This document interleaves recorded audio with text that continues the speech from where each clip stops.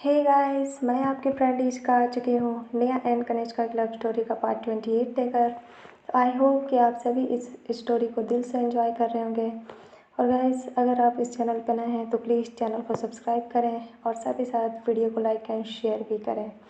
तो चलिए बिना किसी देरी के शुरू करते हैं अपना आज का एपिसोड। तो इससे पहले प्रीवियस पार्ट रिव्यू। पिछले पार्ट में आपने सुना था कि कनिष्का और निया काफ़ी प्रॉब्लम में फंस जाती हैं। यूँ कह लें कि निया को कुछ किडनैपर्स किडनैप करने के लिए आते हैं, बट कनिष्का सही वक्त पे आकर के उन सभी मुश्किलों से उन्हें आज़ाद कराती है, पर वो खुद एक बड़ी मुसीबत में फंस जाती है। ठीक जिस समय एक किडनैपर निया को शूट करने वाला होता है, कनिष्का रिएक्ट करते हुए जाकर उसे कवर कर लेती है और तभी एक ज़ोरदार गोली की आवाज़ सबको सुनाई देती है। उस गोली के चलने की आवाज़ इतनी भयानक थी कि वहाँ मौजूद लोगों के साथ साथ बाकी जो दूर कैंप में अदर लोग थे वो भी उठ गए। उन्हें समझ नहीं आ रहा था कि आखिर इस सुबह सुबह शांत माहौल में इतनी भयानक शोर शराबे की आवाज़ कहाँ से आ रही है। वो तीन लड़कियां जो एक रात पहले निया और कनिष्का के ग्रुप के साथ काफ़ी अच्छी बॉन्डिंग कर चुकी थीं, वो भी हैरानी से उठकर बाहर आ गईं और देखते ही देखते उस जगह पर एक भीड़ इकट्ठी हो गई। निया अब भी परेशान होकर के कनिष्का को देख रही थी। उसे इस बात का अंदाज़ा नहीं था कि जो गोली चली है उसका नतीजा क्या हुआ। सभी लोग हैरानी से इस वक्त कनिष्का को ही देख रहे थे, क्योंकि कनिष्का ने निया को बचाने के लिए अपनी जान जोखिम में डाल दी। कनिष्का अभी भी अपनी जगह पर बिना किसी एक्सप्रेशंस के खड़ी थी। उसे देखकर ऐसा बिल्कुल नहीं लग रहा था कि वो किसी परेशानी में है या फिर उसे किसी भी प्रकार का कोई दर्द हो रहा है। अचानक कनिष्का ने वहाँ के माहौल को नोटिस किया और उसने भी सबकी कन्फ्यूजन को ख़त्म करते हुए धीरे से कहा, मैं ठीक हूँ, मुझे कुछ नहीं हुआ। कनिष्का की बात जब निया सुनी तो वो कंफ्यूज लगने लगी। उसे समझ नहीं आ रहा था कि कनिष्का ऐसे कैसे कह सकती है। क्या सभी लोगों ने गन शूट होने की आवाज़ नहीं सुनी थी? और अगर वास्तव में गोली चली थी तो फिर कनिष्का ठीक कैसे हो सकती है? निया को लगा कि कनिष्का उसको दिलासा देने की कोशिश कर रही है। उसकी हालत अब बद से भी बदतर होती जा रही थी। पर तभी कनिष्का ने उसे फिर से श्योर करते हुए कहा, मैं सच में ठीक हूँ, मुझे गोली नहीं लगी। अब ये सुनकर निया के साथ साथ बाकी लोग भी हैरान हो गए और वो रिएक्ट करते हुए भागकर कनिष्का के पास आए। उन्होंने उसे ऊपर से नीचे तक चेक किया और वो अश्योर कर रहे थे कि क्या कनिष्का सही कह रही है। जब विधि, राज, विकी और बाकी लोगों ने कनिष्का को चेक किया तो उन्हें भी इस बात का एहसास हुआ कि कनिष्का को वाकई में कोई गोली नहीं लगी। फिर ऐसे कैसे हो सकता है? गोली चलने की आवाज़ तो सबने सुनी थी, फिर कनिष्का को कोई चोट क्यों नहीं लगी? अपनी सभी कन्फ्यूजन भरी नज़रों के साथ पीछे मुड़कर उस आदमी को देखने लगे जिसने गन फायर किया था। जब पीछे का नज़ारा उन लोगों ने देखा तो उनकी आंखें हैरानी से और ज़्यादा बड़ी हो गईं। अब के माहौल से ज़्यादा डिफरेंट और बदतर माहौल तो पीछे का था। वो इंसान जो हाथों में गन लिए हुए था, अब उसके हाथों में गन नहीं थी, बल्कि इसके विपरीत उसकी गन उससे 1 फीट दूर जाकर गिरी थी और उसके हाथों में खून बह रहा था। ये देख कर के सभी हैरान हो गए। अब उन्हें समझ नहीं आ रहा था कि आखिर एक के बाद एक यहाँ क्या हो रहा है। वो गनमैन कनिष्का को शूट करने वाला था, फिर अचानक सा उसके हाथ जख्मी कैसे हो गए? कनिष्का ने भी जब सबकी हैरानी भरी नज़रें देखी तो उसने भी पीछे मुड़कर हालात का जायजा लिया, तो उसकी भी आंखों में अब हैरानी साफ दिख रही थी। उसे भी समझ नहीं आ रहा था कि ये क्या हो रहा है। वो आदमी दर्द से कराह रहा था और उसने अपने जख्मी हाथों को पकड़ रखा था। सभी लोग अपने अपने तरीके से इस सिचुएशन को समझने की कोशिश कर रहे थे और अभी भी उनके चेहरे पर एक अजीब सी कन्फ्यूजन बनी हुई थी। कनिष्का ने भी जब उस सिचुएशंस को देखा तो उसके भी दिमाग के घोड़े दौड़ने लगे, पर उसने बड़ी जल्दी ही इस चीज़ को समझ लिया। वो जान गई कि जिस वक्त वो इंसान निया के ऊपर शूट करने वाला था, ठीक उसी वक्त किसी इंसान ने उसे दूर से शूट किया, जिसकी वजह से उसकी गन दूर जाकर गिरी और उसके हाथ जख्मी हो गए। इसका मतलब साफ था कि वहाँ कोई तीसरा इंसान भी था जो निया को बचाना चाहता था, मगर कौन? कनिष्का ने अपनी नज़रें इधर उधर दौड़ाईं, पर काफ़ी देर तक देखने के बाद भी उसे ये समझ नहीं आया कि आखिर वो दूसरी गोली कहाँ से चली थी, या यूँ कह लें कि सिर्फ एक ही गन चली थी और जो उस हिडन मैन ने चलाया था। आखिर कौन था वो? क्या वो निया का दोस्त था या दुश्मन? किसी को कुछ समझ नहीं आ रहा था। सभी लोग कन्फ्यूजन के मारे एक दूसरे का मुंह देख रहे थे। पर तभी कनिष्का इस सिचुएशन से बहुत जल्दी बाहर आ गई। उसके शायद दिमाग में कुछ चल रहा था। रिया, विधि और निया को तो बस इस बात की ही खुशी थी कि कनिष्का को कुछ नहीं हुआ। उन्हें बाकी चीज़ों से मतलब नहीं था कि किस इंसान ने उनकी जान बचाई। उनके लिए तो बस वो हिडन मैन एक फरिश्ते से कम नहीं था। वो तीनों भागकर कनिष्का के पास आईं और अपनी आंखों में चिंता लिए उसे ऊपर से नीचे तक फिर से श्योरिटी के साथ देखने लगीं। कुछ देर के बाद जब उन्हें इस बात की तसल्ली हो गई कि कनिष्का को वास्तव में कोई चोट नहीं लगी, तब जाकर कहीं उन्हें ऐसा महसूस हुआ कि उनके शरीर में थोड़ी बहुत जान बाकी है। कनिष्का ने सबसे पहले निया को समझाते हुए उसे खुद से दूर किया और फिर वो सीधे रिया के पास गई। रिया की हालत बहुत ज़्यादा ख़राब हो चुकी थी। उसके लिए कनिष्का उसकी लाइफ में बहुत मायने रखती थी, और जब उसने देखा कि उसके सामने उसकी दोस्त को गोली लगी है तो वो तो मानो कि अंदर से उसका खून सूख गया हो। कनिष्का को इस बात का एहसास हो गया कि रिया उसके लिए कितनी परेशान है। उसने उसे गले लगाते हुए कहा, मुझे कुछ नहीं हुआ, मैं ठीक हूँ, इतना परेशान मत हो, तुम्हारी तबीयत खराब हो जाएगी। रिया लगातार रोए जा रही थी। उसे समझ नहीं आ रहा था कि वो अपने आप को कैसे समझाए। हालांकि उसे पता था कि कनिष्का ठीक है, पर इसके बावजूद भी जो आज हुआ वो उसे एक्सेप्ट नहीं कर पा रही थी। कुछ देर तक निया और रिया को समझाने के बाद कनिष्का ने विधि को इशारा किया। विधि समझ गई कि कनिष्का उससे क्या चाहती है। वो धीरे से रिया के पास गई और उसे संभालने की कोशिश करने लगी। जब कनिष्का इन सब से फ्री हो गई तो वो धीरे धीरे उस इंसान के पास गई जिसने गन चलाया था। वो उसके सामने खड़ी होकर के धीरे से बोली, मैं तुमसे ये नहीं पूछूंगी कि तुम्हें किसने भेजा था, मैं इस बात का पता खुद लगा लूँगी।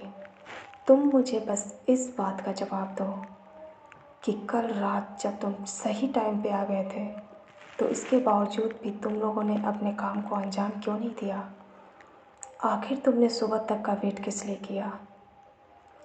जब उस किडनैपर ने कनिष्का के मुंह से उसकी बात सुनी तो उसकी आंखें हैरानी से फटी की फटी रह गईं।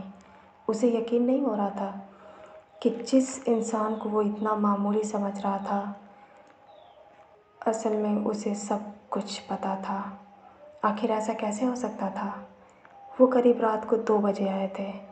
ऐसा कैसे हो सकता था कि कनिष्का उनके बारे में सब कुछ जानती थी? अब वो कनिष्का को ऐसे देख रहा था जैसे वो किसी फरिश्ते को देख रहा हो। कनिष्का को अब मिसअंडरस्टैंड करने की हिम्मत उसकी बिल्कुल नहीं थी। वो जान गया कि उसके सामने जो इंसान खड़ी है वो कोई मामूली तो नहीं है। अगर ये सवाल कनिष्का पहले करती तो शायद वो ओवर कॉन्फिडेंस में उसे इग्नोर कर देता, पर अब वो ऐसी हिम्मत बिल्कुल नहीं कर सकता था और उसने बिना किसी देरी के अपनी टूटी फूटी आवाज़ में कनिष्का को जवाब देते हुए कहा, वो वो सिर्फ इसलिए था क्योंकि हमें इसके ऑर्डर मिले थे कि हम इस लड़की का मर्डर नहीं कर सकते, बल्कि हमें इसे अपने रास्ते से हटाने के लिए कुछ ऐसा प्लान करना होगा जिससे ये सिर्फ़ एक एक्सीडेंट लगे। अगर हम रात को ही इसे ख़त्म करने के लिए कुछ करते तो शायद सबको शक हो जाता कि हम सब किसी के कहने पर यहाँ पर आए हैं। इसलिए हम सही वक्त का इंतज़ार करने लगे। हमें इसी वक्त का इंतज़ार था कि कब ये लड़की अकेली हो और हम इसे धीरे से ले जाकर इतना कहने के बाद वो आदमी चुप हो गया। फिर जब उसने कनिष्का की घूरती हुई नज़रों की तरफ देखा तो उसने फिर अपनी बातों को पूरा करते हुए कहा, ताकि हम इसे पहाड़ियों से नीचे फेंक सकें। अगर हम ऐसा कर देते तो ये सब एक एक्सीडेंट लगता और किसी को इस बात का पता भी नहीं चलता कि इस लड़की के साथ क्या हुआ था। कनिष्का ने जब उनका प्लान सुना तो उसकी आंखें छोटी हो गईं। वो इस इंसान को अपनी खा जाने वाली नज़रों से देख रही थी। अब जैसे जैसे कनिष्का का गुस्सा बढ़ता जा रहा था, उस इंसान के दिल में डर बढ़ता जा रहा था। वो समझ चुका था कि आज ये दिन उसकी ज़िंदगी का सबसे बुरा दिन होने वाला है। लेकिन तभी कुछ देर बाद उसने कुछ ऐसा सुना जिससे उसके कानों पर उसे यकीन नहीं हुआ। कनिष्का ने धीरे से उससे कहा, भाग जाओ, इससे पहले कि मैं कुछ भी तुम्हारे साथ गलत करूं। अच्छा होगा कि तुम लोग मेरी आंखों से दूर चले जाओ, इतनी दूर कि मैं तुम्हें दोबारा देख ना सकूं। कनिष्का के मुंह से ऐसी बातें सुनकर वो इंसान हैरान लगने लगा। उसे यकीन नहीं हो रहा था कि ये लड़की जो कुछ देर पहले इतने ख़तरनाक तरीके से उनके साथ फ़ाइट कर रही थी, वो उन्हें चुपचाप जाने के लिए कह रही हो। उनके लिए कनिष्का के शब्द किसी भविष्यवाणी से कम नहीं लग रहे थे। वो इस मौके को बिल्कुल खोना नहीं चाहते थे और सभी लोगों ने एक दूसरे का मुंह देखा और आंखें आंखों में यहाँ से जाने का फ़ैसला किया। वो जानते थे कि अगर शायद वो थोड़ी देर और करेंगे तो उनकी ज़िंदगी ख़तरे में पड़ सकती थी। अपने लड़खड़ाते हुए टूटी फूटी शरीर के साथ वो लोग वहाँ से भागने की कोशिश करने लगे और देखते ही देखते वो काफ़ी दूर निकल गए। कनिष्का की आंखें अब भी उन्हें जाता हुआ देख रही थी। यहाँ तक कि बाकी लोग भी कनिष्का के इस फैसले से काफ़ी हैरान लग रहे थे। उन्हें यकीन नहीं हो रहा था कि इतने बड़े किडनैपर्स को कनिष्का ने यूं ही जाने के लिए कह दिया। आखिर उसने ऐसा क्यों किया? क्या वो उन्हें पुलिस के हवाले नहीं करना चाहती थी? क्या उसे ऐसा नहीं करना चाहिए था? सभी के मन में एक से सवाल चल रहे थे, लेकिन किसी की हिम्मत नहीं थी कि वो कनिष्का से कुछ भी पूछे। यहाँ तक कि निया कपूर भी कनिष्का के इस फैसले से काफ़ी हैरान लग रही थी। तभी कनिष्का ने आगे अपने शब्दों को चुनते हुए कहा, मैं जानती हूँ तुम सब लोग क्या सोच रहे हो। यही सोच रहे हो ना कि मैंने उन लोगों को यहाँ से क्यों जाने दिया। मैंने बस इसलिए किया क्योंकि मैं नहीं चाहती कि ये मैटर और भी आगे बढ़े और निया या फिर किसी और इंसान को कोई भी प्रॉब्लम फेस करनी पड़े। मैं यहाँ सभी लोगों से एक और रिक्वेस्ट करना चाहती हूँ, आज जो कुछ भी यहाँ हुआ उसे इस ट्रिप के साथ ही भूल जाओ। मुझे लगता है कि इस बात को घर तक ले जाना अच्छी बात नहीं।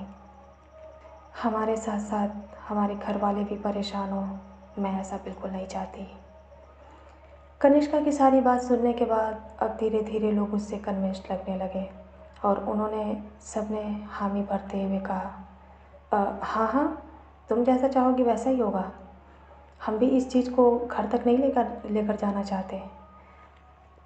तो ठीक है, ये तय रहा, हम इस चीज़ को यहीं भूल जाते हैं और आज के बाद से इसका जिक्र कोई नहीं करेगा। कनिष्का ने जब देखा कि उसकी बातों से सभी लोग एग्री थे तो उसने फाइनली राहत की सांस ली। तभी इस मैटर को और ना आगे बढ़ाने की इंटेंशन से विक्की ने कहा, अब सब कुछ क्लियर हो ही गया है तो मुझे नहीं लगता कि यहाँ भीड़ लगाने की ज़रूरत है। चलो चलो, सब लोग अपने अपने कैंप जाओ। विक्की की ये बातें सुनकर बाकी सब लोग भी वहाँ से चुपचाप चले गए। उन लोगों को भी अब ज़्यादा कुछ देखने या सुनने की इच्छा नहीं थी। करीब 10 मिनट बाद सभी लोग अपने अपने कामों में बिजी हो गए, पर कनिष्का की आंखें अभी भी उसी रास्ते पर थीं जिस रास्ते से वो किडनैपर्स जा रहे थे।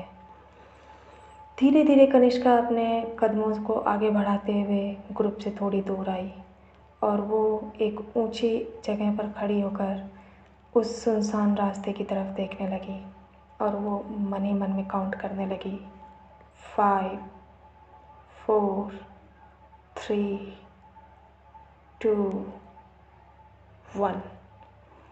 जैसे ही कनिष्का ने अपने काउंटिंग को ख़त्म किया, ठीक उसी वक्त रास्ते के बीचों बीच उन सभी किडनैपर्स के पास कुछ वेल प्रोफेशनल लोग ब्लैक सूट में आकर के खड़े हो गए और उन लोगों ने गन पॉइंट पे उन सभी लोगों को घेर लिया। अपनी आंखों के सामने इतने ख़तरनाक लोगों को देखकर उन किडनैपर्स की आंखें फटी की फटी रह गईं। उन्हें यकीन नहीं हो रहा था कि वो एक मुसीबत से निकल कर आए तो दूसरे में फंस गए। उन्हें इस बात का अंदाज़ा भी नहीं था कि ये कौन है और कहाँ से आए हैं। आखिर उन्हें उनसे क्या चाहिए? क्या कभी ऐसा हुआ था कि किसी किडनैपर को ऐसे किडनैप किया गया हो? पर यह सच था, ऐसा हो रहा था। उनकी पलक झपकने से पहले उन सभी लोगों ने उन्हें बंदी बना लिया और अपने साथ कुत्ते की तरह घसीटते हुए लेकर गए। करीब आधे घंटे बाद वो लोग एक ब्लैक कलर की कार के पास पहुँचे और देखते ही देखते किसी कचरे की तरह उन सभी लोगों को उसमें भर दिया और अगले ही पल वहाँ से हवा की तरह गायब हो गए। अब सब कुछ शांत था, कहीं कुछ भी कोई गड़बड़ नहीं थी। कनिष्का की आंखों में एक ठंडक थी और उसके चेहरे पर जो शांति भरा एक्सप्रेशंस रहता था वो फिर से वापस आ गया। ठीक उसी वक्त सुबह के 7 बजे कपूर हाउस में आज काफ़ी चहल पहल थी। सभी घर के नौकर पहले से ज़्यादा बिजी लग रहे थे, यहाँ तक कि कुछ बाहरी लोग भी बड़े बड़े सामानों के साथ अंदर आ रहे थे। उन्हें देखकर ये अंदाज़ा लगाना मुश्किल नहीं था कि वो किसी बड़े इवेंट की तैयारी कर रहे थे। दरअसल करीब 1 हफ्ते पहले कपूर कॉरपोरेशन ने एक नए परफ्यूम की लॉन्चिंग की थी और वो उनका परफ्यूम इतना ज़्यादा फेमस रहा कि उसने अपनी सेल के सारे पुराने रिकॉर्ड्स तोड़ दिए। कपूर हाउस के लिए ये काफ़ी खुशी की बात थी और आज उसी की सेलिब्रेशन की सक्सेस पार्टी रखी गई थी। आज का ये दिन मिस्टर कपूर और उनके बेटे अर्नव कपूर के लिए काफ़ी ख़ास था और सभी लोग बेतहासा खुश लग रहे थे। उसी वक्त कपूर हाउस के अंदर जो उनके रेगुलर नौकर थे वो उस वक्त कनिष्का के रूम की सफाई कर रहे थे। एक नौकर कनिष्का के बुक शेल्फ्स की सफाई कर रहा था और तभी अचानक कुछ बुक्स एक एक करके ज़मीन पर गिर गईं। जैसे उस नौकर ने उसे देखा तो वो सीढ़ियों से नीचे उतरा और वो उन बुक्स को उठाने लगा, पर तभी ठीक उसी वक्त ऊपर की शेल्फ से एक फ़ाइल उसके सर पर आ गिरी। उस फाइल की चोट से वो सर्वेंट काफ़ी परेशान लगने लगा और उसने अपना सर खुजाते हुए अजीब नज़रों से उस फाइल के बिखरे पन्नों की तरफ देखा। गुस्से में वो सभी पन्नों को एक एक करके समेटने लगा और उसे फाइल में फिर से लगा कर रखने लगा, पर तभी उसकी नज़र एक दूर गिरे फ़ोटो की तरफ पड़ी थी। फाइल से निकले एक फ़ोटो पर पड़ी जो उल्टी पड़ी थी। उस नौकर ने बिना किसी एक्सप्रेशंस के बाकी पन्नों की तरफ नज़रें हटा के उस फ़ोटो को उठाया। वो केयर फ्री होकर के उस फ़ोटो को फाइल में लगाने ही वाला था कि तब तक वो रुक गया। अचानक उसकी नज़र उस फ़ोटो को देखकर हैरानी से भर गई। वो सिर्फ़ एक नौकर था, वो इतना पढ़ा लिखा भी नहीं था, पर ऐसा बिल्कुल नहीं था कि कपूर हाउस में काम करने वाला कोई भी नौकर इतना ज़्यादा बेवकूफ़ हो कि वो अपने सामने पड़ी किसी डॉक्यूमेंट्स को समझ भी ना सके। जैसे जैसे वो उस फ़ोटो को देखता जा रहा था, उसकी आंखों की हैरानी बढ़ती जा रही थी। उसे अपनी आंखों पर यकीन नहीं हो रहा था कि वो ये क्या देख रहा है। उस फ़ोटो को देखने के बाद वो एक एक करके उन पेजेस को देखने लगा जो कुछ समय पहले उसने ज़मीन से इकट्ठा किए थे। जैसे जैसे वो उन पेजेस को देखता जा रहा था, उसके चेहरे पर एक अजीब सा गंभीर एक्सप्रेशन छाता जा रहा था। अचानक उसने अपने काम को रोक दिया और हड़बड़ाते हुए उन सभी फाइल के पन्नों को एक एक करके सीरियल वाइज लगा करके वहाँ से बाहर निकल गया। वो नौकर अपने लंबे लंबे कदमों के साथ जाकर अर्नब कपूर के स्टडी रूम के बाहर खड़ा हो गया और उसने दरवाज़ा नॉक किया। अर्नब कपूर उस समय अपने स्टडी रूम में ही मौजूद थे, क्योंकि आज पार्टी उन्हीं की देखरेख में होने वाली थी, तो वो आज काफ़ी बिजी लग रहे थे। उन्होंने जब दरवाजे पर नॉक होने की आवाज़ सुनी तो उन्होंने बिना देखे कहा, कम इन। वो नौकर धीरे से अर्नब कपूर के पास गया और उसने हकलाते हुए कहा, "अ, बड़े मालिक, हमें आपको कुछ दिखाना है।" अपने नौकर की ऐसी बातें सुनकर अर्नब कपूर ने फाइनली उसकी तरफ देखा और वो कन्फ्यूजन भरी नज़रों से उससे पूछने लगे, हाँ दिखाओ, क्या दिखाना है। उस नौकर ने जब कड़क आवाज़ सुनी तो वो धीरे से आगे बढ़ा और उसने कहा, वो हम कनिष्का मैडम के कमरे की सफाई कर रहे थे, तो तभी उनकी बुक शेल्फ से ये फ़ाइल हमारे ऊपर आ गिरी। जब हमने देखा तो हमें लगा कि इसे आपको दिखाना चाहिए, क्या आप इसे देखना चाहेंगे। उस नौकर के हाथों में उस फाइल को देखकर अर्नब कपूर ने अपनी भौं में चढ़ा ली और वो उसे इशारा करते हुए आगे लाने के लिए हामी भरने लगे। अपने मालिक की ऐसी बात सुनकर वो नौकर धीरे से आगे बढ़ा और उसने उस फाइल को उनके सामने रख दिया। अर्नब कपूर ने उस फाइल को बिना खोले देखा और उसने उस नौकर को जाने का इशारा कर दिया। उसके जाने के कुछ देर बाद बड़ी ही कन्फ्यूजन भरी नज़रों से उस फाइल को देखते हुए मिस्टर कपूर ने उसे ओपन किया और बिना किसी इंटरेस्ट के उस फाइल को देखने लगे। पर जैसे जैसे उस फाइल के एक एक पन्ने को वो पढ़ रहे थे, वैसे वैसे उनके चेहरे का एक्सप्रेशंस उस नौकर के एक्सप्रेशन से भी बदतर होता गया। उनकी आंखें फटी की फटी रह गईं। उन्हें यकीन नहीं हो रहा था कि उनके सामने क्या रखा है। वो अब काफ़ी फोकस के साथ उस फाइल को पढ़ने लगे और जल्दी जल्दी एक एक करके सारे पन्ने पलटने लगे। करीब 10 मिनट तक उस फाइल को पढ़ने के बाद उनके चेहरे पर एक अजीब सी शिकन दिखने लगी और फाइनली उनकी नज़र उस लास्ट में रखे फ़ोटो पर जा टिकी। जब उन्होंने उस फ़ोटो को देखा तो उसकी आंखें फटी की फटी रह गईं। ऐसा लग रहा था कि जैसे उन्होंने कोई जीता जागता भूत देख लिया हो।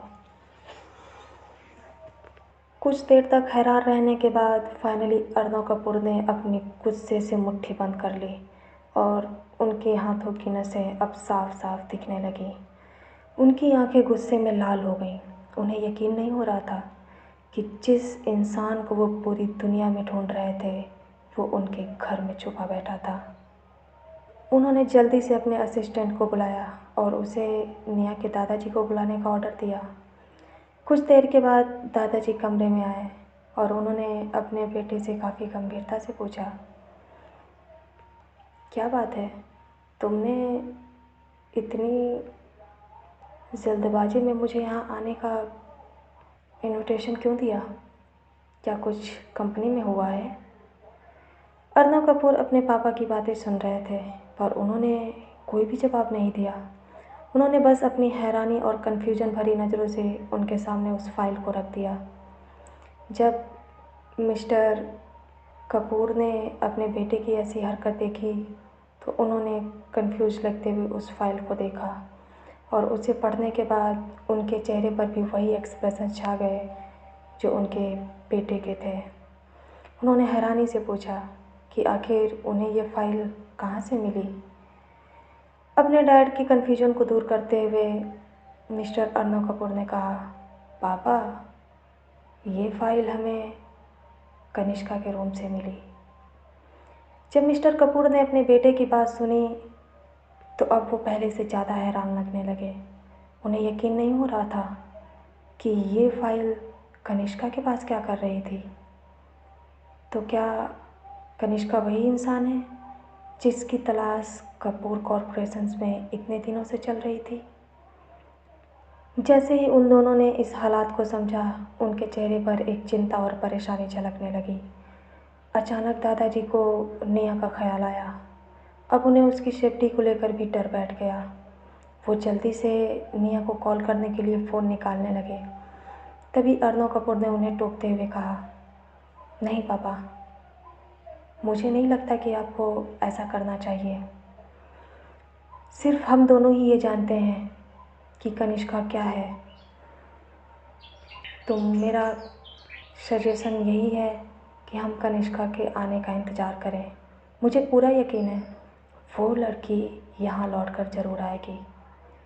उसके बाद ही हम उससे इसका हिसाब लेंगे। मिस्टर कपूर को अपने बेटी की ये बात सही लगी और उन्होंने फ़ोन वापस रख दिया। वो जानते थे कि जब तक ये सीक्रेट उन दोनों के बीच में है तब तक उनकी पोती की जान सिक्योर है और वो बस इंतज़ार कर सकते थे। शायद उनके आने के बाद भी वो कनिष्का से कुछ भी नहीं पूछ पाएंगे, क्योंकि आज रात कपूर हाउस में बहुत बड़ी पार्टी थी और वो लोग मेहमानों के सामने अपनी और अपनी फैमिली का मजाक नहीं बनाना चाहते थे। तो उन दोनों ने कुछ देर के डिस्कशंस के बाद ये फ़ैसला किया कि वो इस बात को कल सुबह पूछेंगे और उसे लीगल तरीके से हैंडल करेंगे। इधर एक अजीब सी सिचुएशन से गुजरने के बाद सभी लोगों के बीच काफ़ी गंभीर माहौल बन गया और अब कोई भी पहले की तरह हैप्पी नहीं लग रहा था। तभी कनिष्का ने कहा, मुझे लगता है कि अब हमें घर निकल जाना चाहिए। कनिष्का की ये बात सुनकर सभी लोग एग्री करने लगे और उन्हें भी यही सही लगा, क्योंकि अब धीरे धीरे सूरज सर पे चढ़ने लगा था और इससे पहले कि वहाँ तेज़ धूप हो जाती उन्हें वहाँ से निकलना था। सभी लोगों ने अपनी अपनी तैयारियां शुरू कर दी। अब धीरे धीरे माहौल वहाँ का ठीक होने लगा था। आज जो कुछ भी हुआ सभी लोगों के दिमाग पर वो किसी फिल्म की तरह बार बार चल रहा था। राज खन्ना, जो कि हमेशा से ही कनिष्का के पीछे पड़ा था, आज वो मन ही मन ऊपर वाले को धन्यवाद दे रहा था। वो अपने दिमाग पर जोर डालकर ये याद करने की कोशिश कर रहा था कि कहीं उसने कनिष्का को किसी तरह से नाराज़ तो नहीं किया था। अब वो समझ चुका था कि इस लड़की से पंगा लेना यानी मौत को गले लगाना है।